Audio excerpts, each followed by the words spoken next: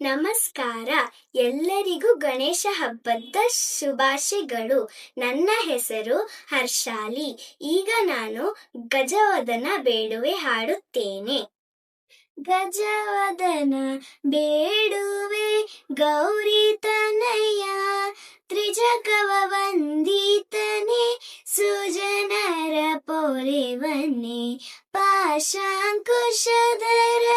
ಪರಮ ಪವಿತ್ರನೆ, ಪಾಶಾಂಕುಶಧರ ಪರಮ ಪವಿತ್ರನೆ, ಮೂಷಿಕ ವಾಹನ ಮುನಿಜನ ಪ್ರೇಮ, ಮೂಷಿಕ ವಾಹನ ಮುನಿಜನ ಪ್ರೇಮ, ಗಜವದನ ಬೇಡುವೆ.